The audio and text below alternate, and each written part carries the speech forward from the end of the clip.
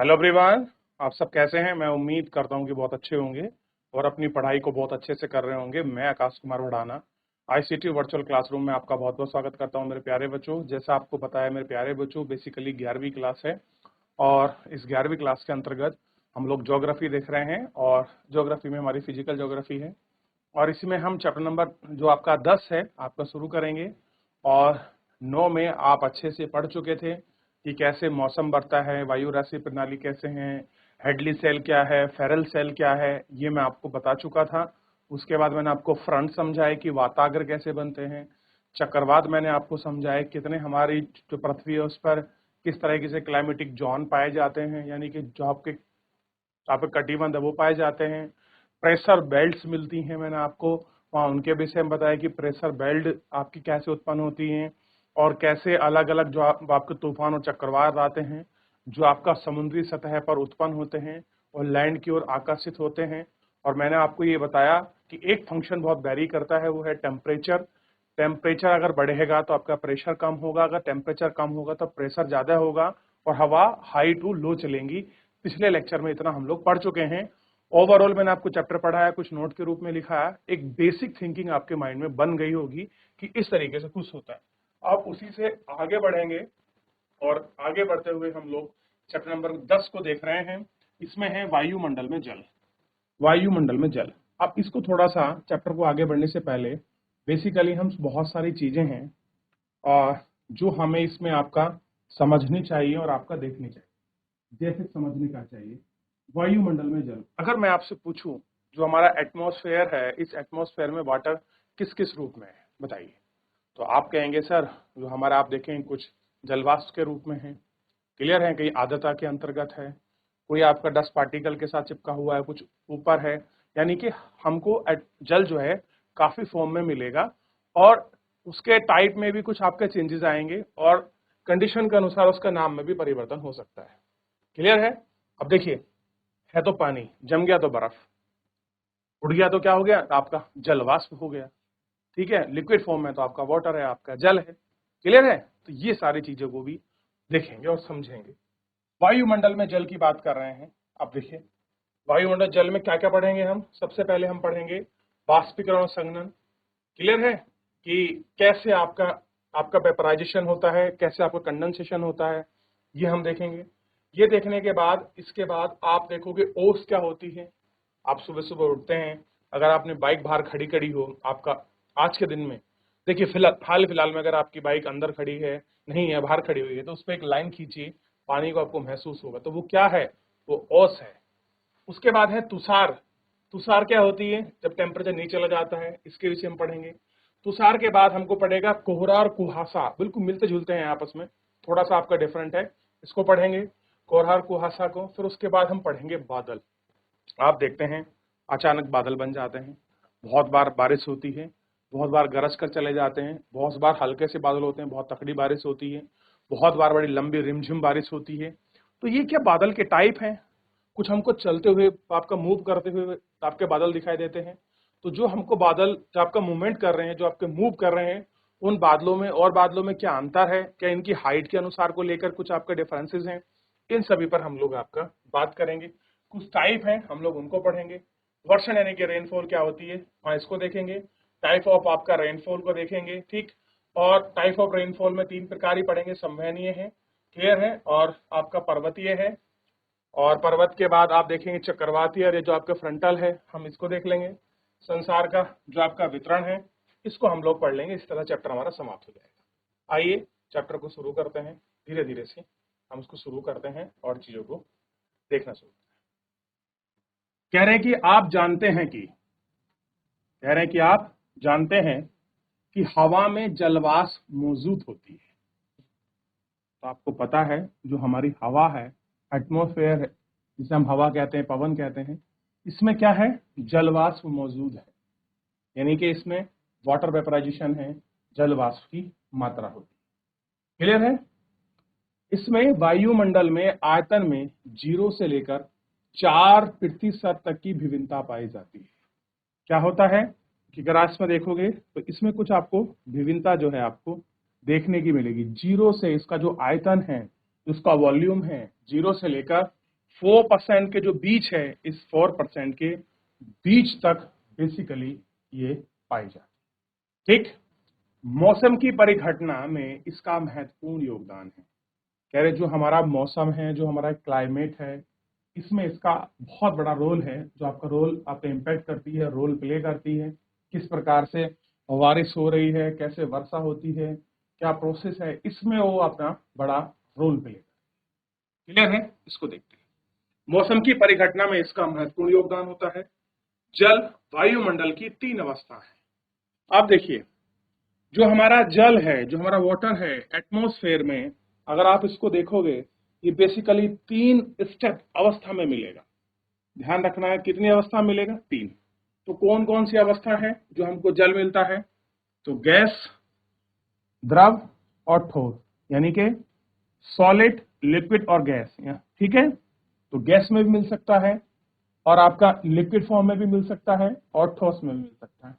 ठोस में मिलेगा तो आपके बर्फ के रूप में मिलेगा, लिक्विड मिलेगा नॉर्मल जो हम लोग पानी पीते हैं जिस तरह का हमको दिखाई देता है, और गैस में मिलेगा तो आपका वाटर वेपराइजेशन जो होता है। जैसे आप देखिएगा, आपने मान लीजिए कुछ पानी को आपने अपने इंडक्शन पर या अपने गैस पर आपने उसको ऑन कर दिया गर्म करने के लिए, तो आप देखेंगे उसमें कुछ इस तरह की समवहनी तरंगे सी निकलेंगी, ऊपर की तरफ जाएंगी। अगर आप उसके ऊपर हाथ लगा दोगे तो आपका हाथ जल जाएगा आपका। अगर आप थोड़ा ऊपर करोगे तो शायद कुछ बूंदे आपके पास चिपक जाए, लेकिन वो आपको दिखेंगे नहीं, पानी उड़ता हुआ। लेकिन आप उस पर अगर हाथ रखेंगे तो वो पानी उड़ रहा होगा और वो आपको स्पर्श होगा। यही वेपराइजेशन जाकर ऊपर इकट्ठा होता है, संघनित होता है, फिर वो आपकी आपकी बड़ी बूंदें बनती हैं। वही बड़ी बूंदें जब भारी हो जाती हैं वही वर्षा करती हैं। तो जितना भी प्रोसेस है, इसी के माध्यम से हम समझने का प्रयास करेंगे और स्टेप बाय स्टेप सब चीजों को इसमें आपका देखते चलेंगे। ठीक है, ध्यान दीजिए। जल वायुमंडल की 3 अवस्था है, गैस, द्रव, ठोस के रूप में उपस्थित होता है। ठीक, वायुमंडल में आर्द्रता यानी कि ह्यूमिडिटी क्या होती है? आर्द्रता। पिछले चैप्टर में मैं आपको सब बता चुका हूं, आर्द्रता कैसे होती है, विशिष्ट आर्द्रता क्या है, एक किसी पर्टिकुलर एरिया में कितनी आर्द्रता मिलती है, कितना वो सोख सकता है, उन सब चीजों को मैंने आपको बताया। जलाशय से वाष्पीकरण, जलाशय मतलब कोई झील हो सकती है, कोई तालाब हो सकता है, जहां भी जल इकट्ठा होता है उसको बोलते हैं जलाशय। जलाशय से वाष्पीकरण तथा पौधों में वाष्प उत्सर्जन। अब देखिए, एक है वाष्पीकरण, एक है वाष्प उत्सर्जन। वाष्पीकरण क्या होता है? मान लीजिए आपकी कोई झील थी, कोई तालाब था, कोई भी एक मतलब वाटर बॉडी थी, टेम्परेचर पड़ा तो आप जानते हैं, जैसे मैंने आपको कल के लेक्चर में बताया है कि एक प्रॉपर्टी होती है बेसिकली, जब टेम्परेचर बढ़ता है तो धीरे धीरे आपका समुद्र वाटर बॉडी गर्म होगी। गर्म होगी तो क्या होगा? ऊपर का पानी जल्दी गर्म होगा, नीचे का पानी देर में गर्म होता है। तो पानी ऊपर का जैसे गर्म हो जाएगा, वो पानी गर्म होने के बाद क्या होगा? वेपराइज होकर ऊपर की तरफ उड़ जाएगा, चला जाएगा। ठीक, कहाँ चला जाएगा? एटमॉस्फेयर में चला जाएगा, वायुमंडल में आपका चला जाएगा। अब क्या पौधों में भी ऐसे ही होता है? बताइए, क्या पौधों की प्रक्रिया भी यही है? नहीं, पौधों की प्रक्रिया थोड़ी सी डिफरेंस होती है। पौधों में क्या होता है कि पौधे जो है अपना भोजन बनाते हैं, क्रिया है प्रकाश संश्लेषण आपके लेसन से, तो उस प्रक्रिया को बोलते हैं वाष्पोत्सर्जन। ठीक, इस प्रकार वायुमंडल, महासागरों और महाद्वीपों के बीच जल का लगातार आदान प्रदान, वाष्पीकरण, वाष्पोत्सर्जन, संघनन एवं वर्षा की प्रक्रिया द्वारा होता है। तो जितना भी आपका ट्रांसफॉर्मेशन हो रहा है आपका वायुमंडल, महासागर और महाद्वीपों के बीच, ये कैसे कैसे हो रहा है? वाष्पीकरण, वाष्पोत्सर्जन, संघनन, वर्षा की प्रक्रिया द्वारा होता है। तो अभी तक इतना हमने पढ़ा है, इतना एक बार आप देख लीजिए, आपको समझ आ रहा है कि नहीं है? ठीक, देख लिया? चलिए, तो वाष्पीकरण क्लियर हो गया। ठीक, वाष्पोत्सर्जन भी क्लियर हो गया कि भैया जितना पौधे को जल चाहिए उतना यूज कर रहा है, बाकी वो आपका रिलीज कर दे रहा है, उसके पास कितना था। और संघनन, जब ये सब कुछ जाकर ऊपर बूंदों के रूप में आपके इकट्ठा होता है और जब बूंदें बड़ी हो जाती हैं तो आपका वर्षा करते हैं। इसी प्रक्रिया को हम क्या कहते हैं? आपका वर्षा कहते हैं। तो यानी कि आप समझिए, एक ही जल है, वही गर्म हो रहा है, वही वाष्पोत्सर्जन हो रहा है, वाष्पीकृत हो रहा है, फिर ऊपर उठ रहा है, आपका ठंडा होता है, जहां पर ठंडा हो जाएगा वहां पर बूंद बन जाएगा, और जब ठंडा हो चल जाएगा तो बूंद बड़ी हो जाएगी, और यही बड़ी बूंद क्या बन जाएगी, भारी हो जाएगी, और वापस ये आपका वर्षा के रूप में आपका बरस जाएगी। तो है एक ही चीज, लेकिन उसके प्रोसेस और आपकी प्रक्रिया बड़ी अलग हो रही है। ठीक, कभी वो ठोस अवस्था में आ रहा है, कभी वो लिक्विड अवस्था में आ रहा है, और कभी आपका गैसीय फॉर्म में आ रहा है। क्लियर है? पानी था लिक्विड फॉर्म में है, टेम्परेचर बढ़ा, कैसा हो गया आपका, गैस फॉर्म में आपका चेंज हो गया, क्योंकि बाष्पीकरण हो रहा है। उसके बाद बारिश हुई, ठंडा हुआ, फिर और अगर आपका हाइट पर गिरा जहां पर टेम्परेचर अचानक गिर जाए एटमॉस्फेयर का, तो आप देखते हैं ओले पड़ने लगते हैं। क्लियर हो गया? तो फिर कैसे मिला हमें, ठोस के रूप में, यानी एक ही चीज है, वो ठोस द्रव गैस तीनों के रूप में हमको आपका दिखाई दे रहा है, देखने के लिए मिल रहा है। ठीक, ये हमको ध्यान रखना। चलिए देख लिया इतना, आगे बढ़ते हैं।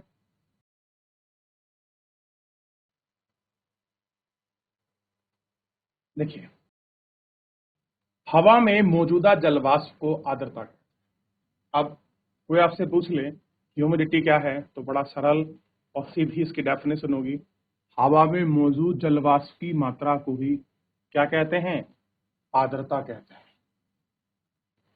ठीक, कि जो एयर है उसमें कितनी आपका वाटर वेपर है, उसी को हम क्या कहेंगे, ह्यूमिडिटी, आर्द्रता हम लोग आपका कहते हैं। ठीक, मात्रात्मक दृष्टि से, क्वांटिटिव अगर आप नंबर से देखोगे, इसे विभिन्न प्रकार से व्यक्त, व्यक्त का मतलब होता है इंडिकेट करना, दिखाना, कैसे आप उसको प्रेजेंट करोगे, उसको बोलते हैं अव्यक्त। ठीक, वायुमंडल में मौजूदा जलवाष्प की वास्तविक मात्रा को निरपेक्ष आर्द्रता कहते हैं। तो एक डेफिनेशन और निकली आपका, निरपेक्ष आर्द्रता, एब्सोल्यूट ह्यूमिडिटी। तो क्या है, आप देखेंगे वायुमंडल में मौजूद जल वाष्प की वास्तविक मात्रा को निरपेक्ष आर्द्रता कहते हैं। क्या कहते हैं, निरपेक्ष आर्द्रता कहते हैं। ठीक है, यह हवा में, ये सॉरी, हवा के प्रति इकाई आयतन में जल वाष्प का वजन है।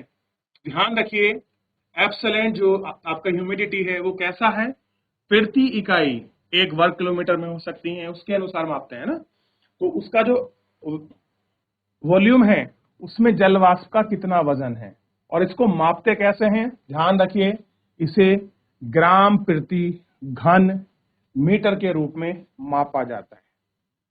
कैसे मापते हैं इसे, ग्राम घन मीटर के रूप में मापा जाता है। तो अगर आप इसकी यूनिट देखोगे, इकाई देखोगे, तो किस में मापते हैं, तो ध्यान दीजिए, ग्राम प्रति घन मीटर के रूप में इसको मापा जाता है। ठीक, इसको, चलिए, तो किसकी यूनिट हो गई है, निरपेक्ष आर्द्रता की, याद रहेगा। आगे बढ़ जाए, नोट करना है नोट कर लीजिए बच्चों, हाईलाइट करना है हाईलाइट कर लीजिए। ठीक है, और नीचे अगर अंडरलाइन करना है पेन या पेंसिल के, बेसिकली पेंसिल के माध्यम से कीजिएगा तो अच्छा रहेगा, ताकि आप पढ़ेंगे तो एकदम आपको याद हो जाए कि इसकी यूनिट क्या थी। बहुत बार पूछ सकता है ऑप्शनल के रूप में कि आप बताइए निरपेक्ष आर्द्रता की जो मेजरमेंट यूनिट है वो क्या है, तो आप उसे कह सकते हैं कि मेजरमेंट यूनिट जो है आपका ग्राम प्रति घन मीटर के रूप में है। क्लियर है? तो ये आपको ध्यान रखना। क्लियर है? इतना हो गया, आगे बढ़ जाए। चलिए, हवा द्वारा जल वाष्प को ग्रहण करने की क्षमता पूरी तरह से तापमान पर निर्भर होती है। ये बहुत अच्छी बात है कि अगर आप देखेंगे कि जल वाष्प कितनी वेपराइज होगा, कैसे ग्रहण करेगी, इसकी जो पूरी क्षमता है वो किसके ऊपर डिपेंडेंट है, तो वो टेम्परेचर के ऊपर है। जहां पर टेम्परेचर ज्यादा होगा, जहां पर टेम्परेचर ज्यादा होगा, आप देखेंगे जलवाष्प वहीं तो अधिक होगा। जहां पर टेम्परेचर जो ज्यादा होगा, जलवाष्प कहां से होगा, वहां से अधिक होगा। क्यों होगा, उसका कारण है, जब टेम्परेचर बढ़ेगा तो जल गर्म होगा, जल गर्म होगा तो गर्म होकर कैसे उठेगा, ऊपर आपका गैस बन के ऊपर उठेगा। आप देखते हैं जितना भी इक्वेटर वाला रीजन है, वो मध्य क्षेत्र का रीजन है, खासकर 0 से 5 डिग्री उत्तर गोलार्ध और 0 से 5 डिग्री दक्षिणी गोलार्ध की तरफ अगर आप देखेंगे तो आपको यहाँ पर आपको बहुत ज्यादा क्या दिखाई देगा, वेपराइजेशन आपको दिखाई देगा। और यही कारण है कि यहाँ 2 बजे के बाद आपका घनघोर वर्षा होती है। क्लियर है? फिर उसके बाद बारिश हट जाती है, आपकी वापस हुमस बन जाती है, फिर वेपराइजेशन होता है, फिर सुबह के नंबर में वापस 3 से 4 बजे आपका वर्षा होती है। क्लियर है? तो जहां पर भी टेम्परेचर ज्यादा होगा वहीं जलवाष्प ज्यादा होती है। क्लियर है? यही कारण है कि गर्मियों के दिनों में आपको देखने के लिए मिलता है कि जैसे टेम्परेचर ज्यादा होता है अचानक से ही हम कह सकते हैं ना कि गर्मी बहुत पड़ रही है, बहुत जल्द बारिश होने वाली है। क्या कारण है उसका? यही कारण है कि जितना पानी मतलब जितना वाटर आपका वेपराइज होगा, वाष्पीकृत होगा, ऊपर जाएगा, संघनन होगा तो बूंदे भारी होंगी, ठीक, और वही भारी बूंदे आपके वर्षा के रूप में आपका वर्षा करेंगी। ठीक है, आगे बढ़ते चलिए। निरपेक्ष आर्द्रता पृथ्वी की सतह पर अलग अलग स्थानों पर अलग अलग होती है। अब आप ये नहीं देख सकते कि सब जगह एब्सोलेंट जो आपकी ह्यूमिडिटी है पृथ्वी पर एक जगह ही एक समान है, नहीं, ये अलग अलग स्थानों पर अलग अलग आपको देखने के लिए मिलती है। कैसी मिलती है? अलग अलग स्थानों पर अलग अलग आपका देखने के लिए मिलती है या होती है। दिए गए तापमान पर अपनी पूरी क्षमता की तुलना में वायुमंडल में मौजूदा आर्द्रता के प्रतिशत को सापेक्ष आर्द्रता कहते हैं। ध्यान दीजिए दोबारा एक बार, कह रहे तापमान पर अपनी पूरी क्षमता की तुलना में जितनी उसकी कैपेसिटी है एटमॉस्फेयर में मौजूदा आर्द्रता को अगर हम प्रतिशत में व्यक्त करें, हम अभी तो हम कह रहे हैं कि मान लीजिए 1 वर्ग किलोमीटर में अभी हम कह रहे हैं कि मान लीजिए 240 आपका क्या था इसकी यूनिट अभी बताई थी मैंने, ग्राम प्रति घन मीटर है। ये तो हमने इसमें माप दी। अगर मैं इसको इस तरीके से ना अब आपका मेजरमेंट करके मैं ये कह दूं कि भैया 15% आपकी क्या है आर्द्रता है, 20% आर्द्रता है, तो जो ये मैंने परसेंटेज में जो उसको व्यक्त किया है, जो मैंने ये परसेंटेज में आपको दिखाया है, यही है आपका सापेक्ष आर्द्रता। तो हम क्या करते हैं सापेक्ष आर्द्रता में, ध्यान दीजिए, तो हम सापेक्ष आर्द्रता में क्या करते हैं कि तापमान पर अपनी पूरी क्षमता की तुलना में वायुमंडल में जितनी मौजूदा ह्यूमिडिटी है उसको हम प्रतिशत में जब व्यक्त करते हैं, परसेंटेज के रूप में जब उसको व्यक्त करते हैं, हम बताते हैं परसेंटेज के रूप में कि भैया 60% ह्यूमिडिटी है आज के क्लाइमेट में, यहाँ पर 40% ह्यूमिडिटी है, 20% है, 8% है। जब हम परसेंटेज के रूप में आपका आर्द्रता को व्यक्त करते हैं वही है आपका सापेक्ष आर्द्रता। क्या है आपकी सापेक्ष आर्द्रता, ठीक, कहा जाता है। अब इतना एक बार वापस अगर कोई बच्चा लिखना चाहे लिख लीजिए कि तापमान पर अपनी पूरी क्षमता की तुलना में वायुमंडल में मौजूदा आर्द्रता के प्रतिशत रूप को सापेक्ष आर्द्रता कहा जाता है। क्या कहा जाता है? सापेक्ष आर्द्रता कहा जाता है। क्लियर है? ये आपने देख लिया। चलिए इतना ध्यान दीजिए, ठीक, लिख लीजिए। जो बच्चे हाईलाइट करना चाहते हैं बेटा हाईलाइट कर लीजिए। आप लोग कैसे बैठे हैं सारे बच्चे? बेटा ध्यान दीजिए आप सभी, आप लोग नोट भी कर रहे हैं? हाथ खड़ा करें। चलिए, तो इस तरीके से सापेक्ष रिलेटिव ह्यूमिडिटी, क्या कहते हैं इसको? रिलेटिव ह्यूमिडिटी कहते हैं। चलिए, हवा के तापमान के बदलने के साथ ही आर्द्रता ग्रहण करने की क्षमता घटती या बढ़ती है। जो हवा है उसका जो टेम्परेचर है, अगर मान लीजिए टेम्परेचर ज्यादा है तो हवा गर्म होगी, टेम्परेचर कम है तो हवा ठंडी होगी, शुष्क होगी, ड्राई होगी, आप भी जानते हैं बात। तो यानी कि बदलने के साथ साथ आर्द्रता ग्रहण करने की क्षमता क्या होती है, या तो बढ़ जाएगी या फिर आपका घट जाएगी, तथा सापेक्ष आर्द्रता भी प्रभावित होती है। अब रिलेटिव जो आपकी ह्यूमिडिटी है वो प्रभावित होगी, ऑब्वियस होगी। पहले हम किसी को व्यक्त कर रहे हैं परसेंटेज में बताएंगे भाई यहाँ पर 20% थी, हवा गर्म होगी तो भैया वो 40 हो सकती है, 30 हो सकती है। हवा ठंडी हो गई तो पहले आपका 10 थी, शायद 15 हो जाए, घट जाए या उतनी रहे। क्लियर है? तो ये सब टेम्परेचर के ऊपर डिपेंड करता है, चाहे आपका रिलेटिव हो, चाहे आपका एब्सोलेंट हो, या आपका खाली ह्यूमिडिटी हो। तो ये बेसिकली डिपेंड किस पर है आपका? तो टेम्परेचर पर ही है। क्लियर है? आप कह रहे हैं कि सर टेम्परेचर टेम्परेचर, तो टेम्परेचर का मतलब बच्चों जिन लोग नहीं पता है, एक बार वापस ध्यान दीजिए। सूर्य की किरणें जब पड़ती हैं तो हमारी पृथ्वी को ऊष्मा मिलती है और इसी ऊष्मा को हम टेम्परेचर के रूप में भी मापते हैं। क्लियर है कि कितना तापमान हमको मिल रहा है? ठीक, तो ये आपको ध्यान रखना। तो हम देखते हैं कि कैसे उसमें आपका बढ़ती है या घटती है, इन सभी चीजों को हम लोग आपका देखते हैं। ठीक, सापेक्ष आर्द्रता भी प्रभावित होती है।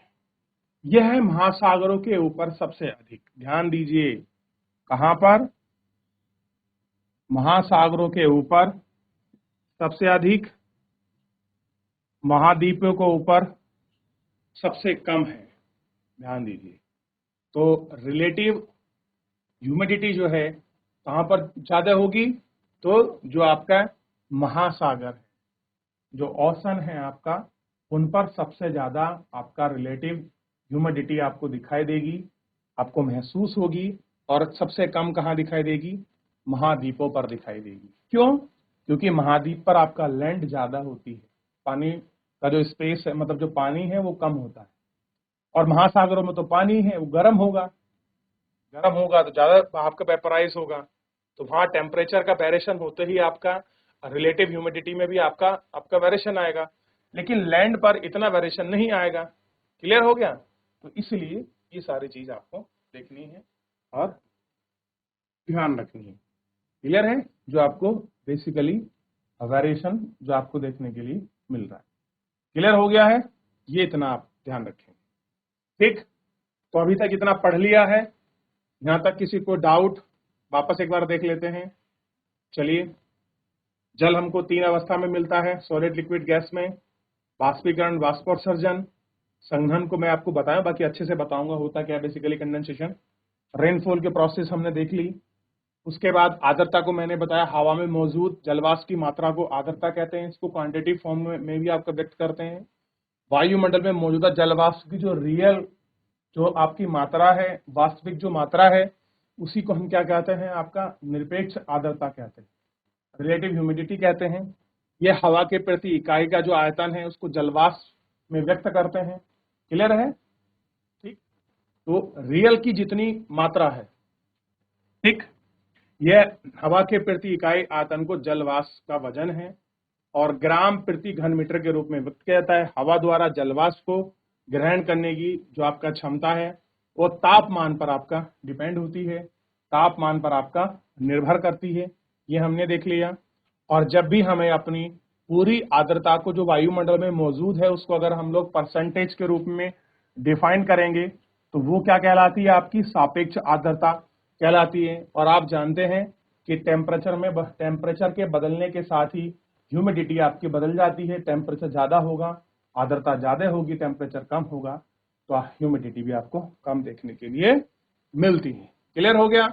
और इसको फिर हमने देखा कि महासागरों पर आप देखेंगे कि सबसे ज्यादा अगर आप रिलेटिव यानी कि सापेक्ष आर्द्रता प्रभावित होती है टेम्परेचर के अनुसार तो कहाँ होती है?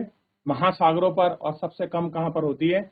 महाद्वीपों पर। तो ये इतना हम लोग आपका कर चुके हैं, इतना समझ चुके हैं, इतना हम लोगों ने समझने का प्रयास किया है, इतना हम देख चुके हैं। यहां तक किसी बच्चे का कोई डाउट, कोई क्वेरी, कोई क्वेश्चन है मेरे प्यारे बच्चों, आप मुझसे पूछ सकते हैं। लाइव जुड़कर कोई भी बच्चा किसी भी स्कूल से एक बार देख लीजिए, आप बढ़ जाए आगे।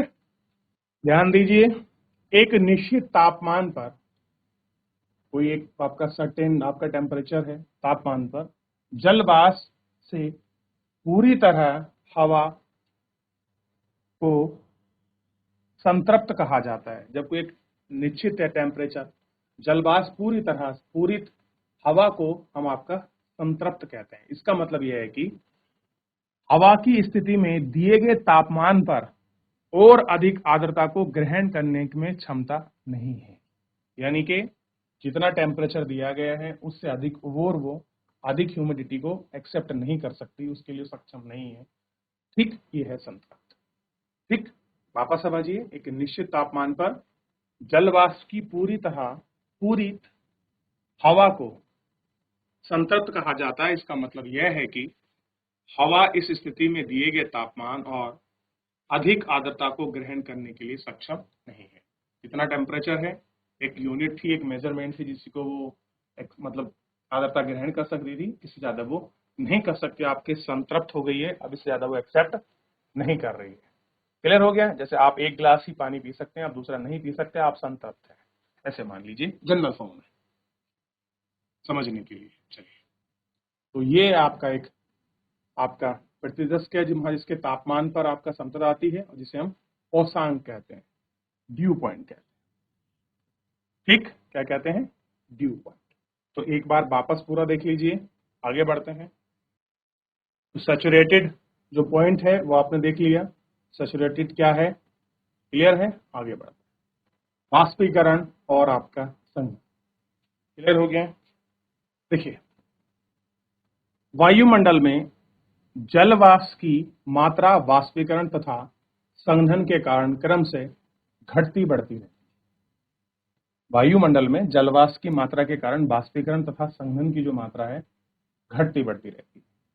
टेम्परेचर अधिक हुआ तो जल का वाष्पीकरण अधिक हुआ, और अगर वाष्पीकरण अधिक होगा तो ऊपर धीरे धीरे जो जल वाष्प के रूप में उठा है ऊपर जाएगा, और एक जगह जहां पर ठंड धीरे धीरे आपके ठंडा हो जाएगा वही आपकी बूंदों के रूप में बदल जाएगा।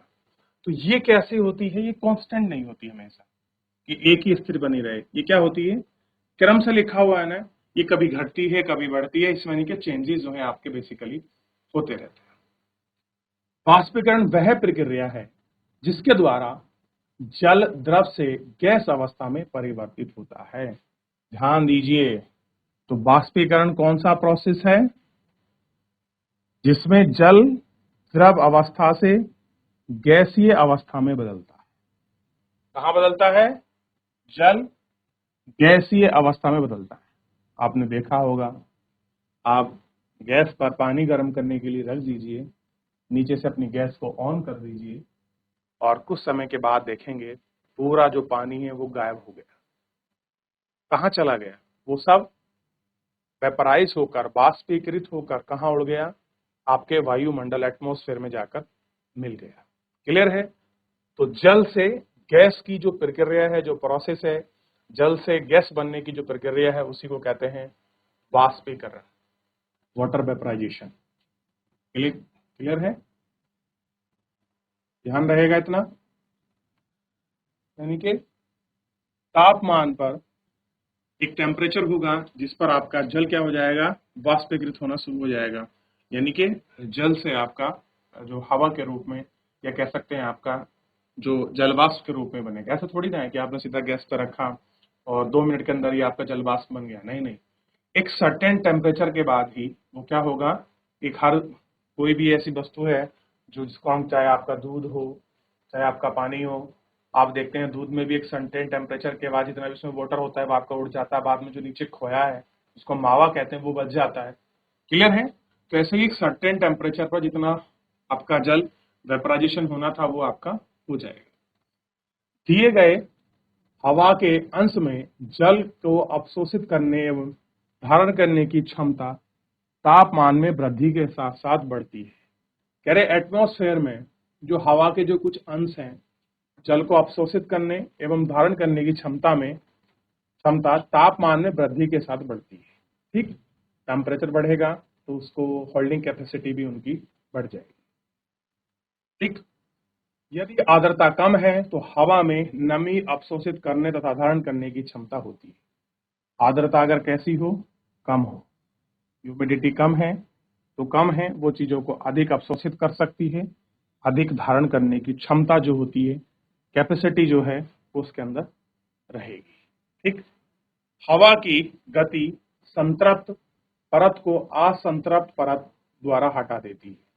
संतृप्त मतलब एक होल्डिंग कैपेसिटी होती है, और जो होल्डिंग कैपेसिटी नहीं है उस लेयर को, उसे वो हटा देती है। इस प्रकार हवा की गति जितनी तीव्र होगी वाष्पीकरण उतना ही तीव्र होगा। ध्यान दीजिए, हवा की गति जितनी तीव्र होगी तो वाष्पीकरण भी क्या होगा? उतना ही तीव्र होगा। ठीक, ध्यान रहेगा आपका। चलिए, तो वाष्पीकरण भी क्या होगा? उतना तीव्र होगा। तीव्र मतलब होता है तेज, यानी कि फास्ट होगा। जलवाष्प का जल के रूप में बदलना संघनन कहलाता है। अब आप देख रहे हैं कंडेंसेशन। तो जब कोई आपकी जलवाष्प है, वो जलवाष्प वापस जल के रूप में बदल गई, वो क्या हो गया? आपका संघनन हो गया। कैसा हो गया? संघनन हो गया। यानी कि पहले आपका लिक्विड लिक्विड से गैस में, गैस से वापस लिक्विड में। तो जब प्रोसेस आपका लिक्विड से गैस में थी तो वो क्या था? वाष्पीकरण। और जब आपका गैस से वापस जल बन रहा है तो वो क्या है? कंडेंसेशन। जलवा आपका सॉरी जो है संघनन है। तो पहले क्या हुआ? हमारा पानी था, गर्म हुआ, जलवाष्प के रूप में बदला, वाष्पीकृत होगी प्रोसेस। फिर उसके बाद जब आपका वाष्पीकृत जल वापस आपका जल के रूप में बदला तो हमने क्या कहा? उसको संघनन कहा। तो जल से आपका